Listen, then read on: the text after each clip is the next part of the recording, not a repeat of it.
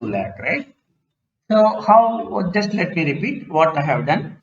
I assigned a variable called maximum. I declared a variable called max cases and set it as 0. I loop through this. State total. I already know like how to get the state total, and I compare that. If this total is greater than the maximum cases, then this case will be maximum, right? Then maximum cases is this. So it will loop through that till the time it finds out this, and then you have to come out of the loop and print it. So this is how you can exactly capture the maximum number of cases. Similarly, you can write a program. You can write a program to find the so write program to find minimum number of cases, right? Average cases, all those things you can write. Average number of cases, right? All these things, and also you can also write a program to find which state has maximum or minimum. There it is a bit different. So, and also you can write program to display records of the state having maximum cases,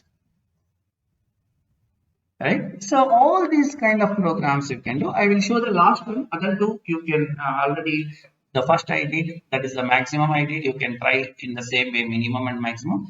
But when I want to find having a maximum cases, you have to work in a bit different way, because in that case you have to get the index of the state having the maximum cases. So there the approach is a bit different. So let me do the last one.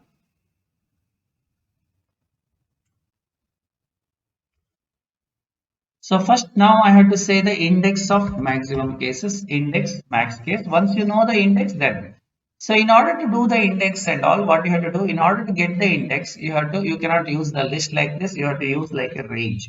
So len of this list I in len. So I in len is of the range, right? So you have to get the range of this for I in len of this. So len means you will get 0, 1, 2, 3. That is nothing but a range, right? So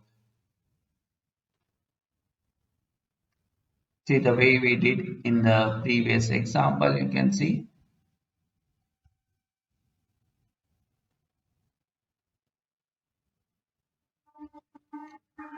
So let me get the index. Let me get the index first. Let me print.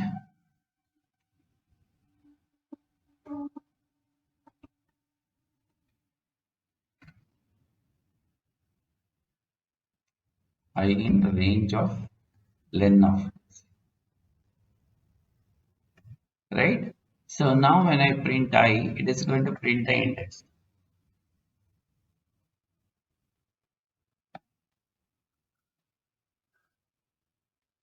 It has printed 0 and 1. So now once I know the index, from that I can get the information of the state, right? Each state. So now I know index I. Now, so this is the next thing. Now I want to get the what is called as the total cases, right? Total cases. How do you get? If I know the index, I know this thing, and from this I can extract this